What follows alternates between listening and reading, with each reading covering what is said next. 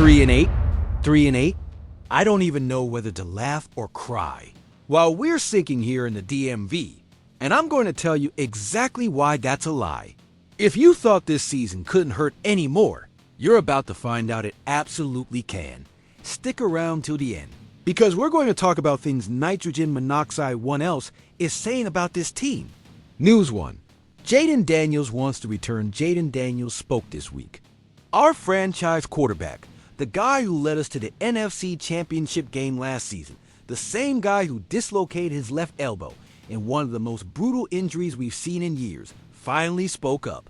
And Daniels made it clear that he wants to come back and play this season, not next, with a record of 3 wins and 8 losses, with Marcus Mariota going 1-4 as a starter. That's basically 0. That's the kind of attitude that builds dynasties. But here's my question, and it's a question every Commanders fan should be asking right now. Is it worth risking our quarterback of the future in a lost season? Because let me tell you something. Jaden Daniels has only made 23 regular season starts in his entire career. 23. He won Offensive Rookie of the Year last season, but he's still a young player building his career. And now the organization has to make a decision that could define the next 10 years of this franchise. On one hand, you've got the argument that he needs reps, that playing against real defenses in December, even in a lost season, will make him better in 2026. And I get that. But on the other hand, what if he gets hurt again? What if that elbow injury isn't fully healed and ends up getting worse? Daniels said he's taking things day by day, week by week, that if he's healthy and ready to play, he wants to be out there. And I admire that, because this is a franchise that has made questionable decisions in the past. This is an organization that has ruined promising careers by rushing things. And I don't want Jaden Daniels to be another victim of impatience. Now, let me ask you this. Do you think Adam Peters and Dan Quinn have the guts to sit him? Do they have the courage to tell their star quarterback that no, this season is over, and he needs to focus on being 100% healthy for next year? Because I believe that's the right decision. He wants to compete. He wants to be out there with his teammates, and that mentality is exactly what makes him special. Look at what happened with Robert Griffin III. We all remember. A playoff injury, rushed back too soon, and his career was never the same. Are we really going to make that same mistake again? Are we going to sacrifice the future for the present when the present is already lost? Because I'm telling you right now, if Jaden Daniels plays again this season and gets hurt, it won't be his fault. The blame will fall on Adam Peters, Dan Quinn, and everyone who made that decision. And here's the part nitrogen monoxide 1 is talking about. What message are we sending to the rest of the team? If we throw Jaden out there in a lost season, he has the potential to be one of the best quarterbacks in the history of this franchise. But only if we handle this the right way. Only if we make the right decisions now, in this critical moment. And I don't know if I trust this organization to do that. So here's my stance. Jaden Daniels should stay on the bench for the rest of the season. Period. I don't care how competitive he is. I don't care how badly he wants to play. His health is more important than anything that could happen in the next 4 games. And if Adam Peters and Dan Quinn don't understand that, then we've got a much bigger problem than a 3-8 record. Because what just happened with Emanuel Forbes is exactly the kind of thing that makes Commanders fans want to rip their hair out. Emanuel Forbes, first-round draft pick, a cornerback who was supposed to be the future of our secondary. And you know what he did this weekend? He had the best game of his career, but he didn't do it with us. He did it wearing another jersey. Forbes played against the Tampa Bay Buccaneers this weekend and put on a defensive clinic that no one saw coming.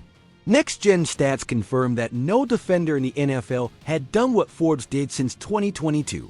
Did you hear that? No defender. In 3 years. And he did it after we let him go. Tampa Bay targeted him 7 times. 7 times. And Forbes responded with the most dominant performance of his young career. He played with confidence, with aggression. But instead of seeing that here, in burgundy and gold, we're watching him shine somewhere else. And I ask you, how did we let this happen? Because this isn't the first time Washington has made this mistake. It's not the first time we've gotten rid of a young player too soon and then watched them succeed somewhere else. Forbes showed exactly what Washington wanted to see when we drafted him. Tampa Bay kept testing him, expecting the undersized corner to give them something. But instead, Forbes turned every pass into a missed opportunity for the Buccaneers. And meanwhile, Forbes is having the best game of his life on another team. Don't you see the irony in that? Don't you see how frustrating that is for us as fans? Now, let me tell you this. Maybe Forbes just needed time. But the question we should be asking is, why couldn't we give him that here? Why couldn't we develop him? Why did we give up on him so quickly? Because this is a franchise that has struggled to develop young players for years. We look at other teams in the NFC East and see how they develop talent. The Eagles took Jalen Hurts and turned him into an MVP candidate. The Cowboys developed Micah Parsons into a defensive superstar. Even the Giants, with all their problems, have found ways to maximize the potential of their young players. But us? What do? We draft a cornerback in the first round, don't give him the time or system he needs to develop, and then let him go. And now we're seeing exactly what we lost. Forbes played with the kind of swagger and confidence our secondary has desperately needed all season. He showed the closing speed, the anticipation, and the toughness that make a cornerback elite. And here's the part that really hurts. Washington needs exactly that kind of player right now. We need a cornerback who can make plays. We need someone with the ability to change games with interceptions and pass breakups. And that player is out there, doing exactly that, but not for us. So I ask you, was it just bad luck? And it's not just about Forbes. It's about the pattern. It's about this franchise's history of failing to retain or develop young talent. It's about the questionable decisions we've seen time and time again. We're letting our first-round pick shine elsewhere. So yes, I'll be watching Emanuel Forbes the rest of this season. News 3. Noah Brown returns, but that's not even the worst part. The Commanders opened the 21-day practice, and the organization is acting like this is some big deal. Like Brown's return is going to fix our problems on offense. But let me tell you something. They're wrong. Noah Brown is an 8-year veteran. And do you know what his career high in receiving yards is? 567. 567. In 8 years in the NFL, he's never gone over that number. He had 3 touchdowns with the Cowboys in 2022. Actually thinks he built a solid wide receiver room with a nearly 30-year-old 7th-round pick as the number 3 on the depth chart. Dan Quinn said this about Brown when we signed him in 2024. And I quote, "The first thing I think about Noah is he's a dog competitor. He's a really physical player. He's got a great background, both as a receiver and on special teams. He's a fantastic teammate." And what did Brown do for us? He had a mediocre season, 35 receptions for 453 yards in 9 games in 2024. That's mediocre. That's not a player who's going to change games.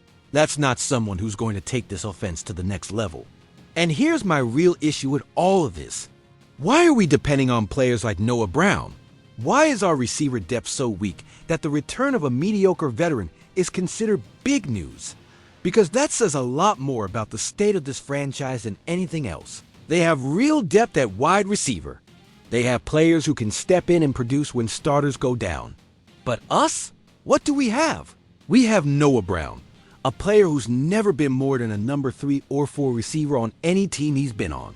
And I'm not saying Brown is a bad player. I'm not saying he can't contribute. But what I am saying is that if your offense depends on Noah Brown to succeed, then Adam Peters needs to seriously rethink how he built this roster. Because that's not good enough. Not for a franchise that wants to compete for championships. Not for a team that has Jaden Daniels as the quarterback of the future. Now, let me ask you this. Is anyone really wondering why the Commanders are 3-8 this season? Is anyone really surprised that we're struggling when the season is basically over? Our playoff hopes are dead. And instead of developing young players, instead of giving opportunities to receivers who might be part of our future, we're opening the practice window for Noah Brown. Why? What's the point? If we're going to lose games anyway, if this season is already lost, then we should be using this time to see what we've got on the roster. And don't get me wrong, I respect Noah Brown as a competitor. I respect his work ethic and his professionalism. He's not the player who's going to bring us back to relevance. And the fact that the organization is treating his return like it's a big deal tells me they're not being honest about where we really are as a team. So here's my conclusion on Noah Brown. He's a decent depth player who can contribute on special teams and give you some snaps at receiver when needed. But if we're depending on him to be a significant contributor in our offense, because that's just not good enough, not for a team that wants to compete. We've got a young quarterback who wants to compete, but probably should stay on the bench. We've got a former first-round pick making history in another jersey. And we've got an organization that thinks Noah Brown is part of the solution. Did we make a mistake letting Emanuel Forbes go? And do you really believe Noah Brown is going to make any difference? And if you want more honest, unfiltered Commanders talk, check out the playlist pinned in the first comment. That's where the real conversations are happening. We're a family here. We bleed burgundy and gold no matter how tough things get. Thanks for sticking around till the end. Thanks for being part of this community. And remember, no matter what happens, we are Commanders Nation. And we're going to get through this together. And remember, hail to the Redskins.